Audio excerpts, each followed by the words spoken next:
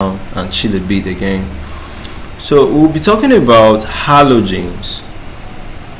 So what are the derivatives from halogens that can be used as what? Antiseptics and disinfectants.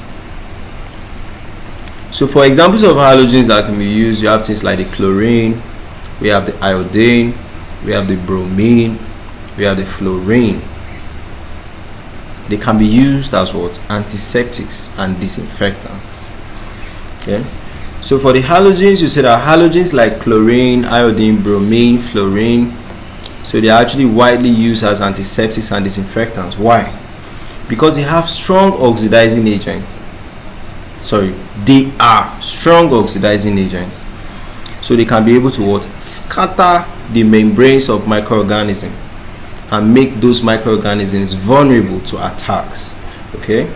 So let's talk about chlorine. The first one is a disinfectant mainly used in all those drinking water, your swimming pools. They use chlorine to disinfect the water there. Then also sewage management. Also is a household bleach. Okay, you see them in a lot of bleaches. Okay, so what's the mechanism? It oxidizes cellular components and denatures protein, and also damages the membranes. Okay, so advantages: has a broad spectrum of activity. So it can attack bacteria, it can attack viruses, it can attack fungi, and the rest of it, So limitations: is corrosive, is so harmful.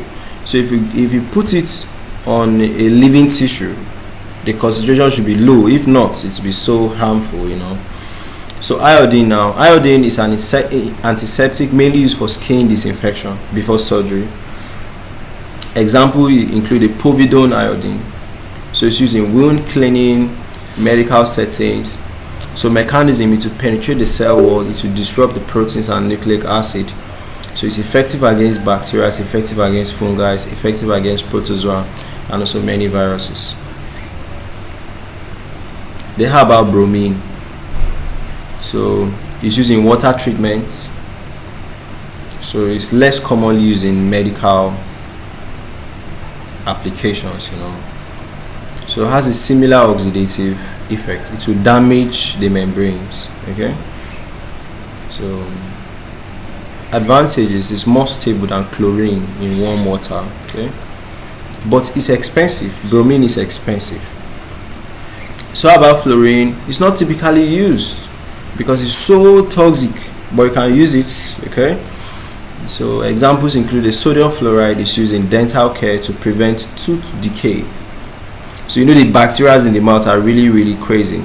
Recently I had an inflammation on my gums, and I was taking antibiotics, that inflammation was still there. Those guys are so stubborn. So I think that's why they include sodium fluoride in your toothpaste. Are you getting the whole gist now?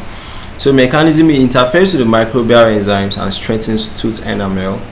So it will now prevent all those dental decays or dental caries. Okay, so you should know that once the concentration is high, it's so toxic.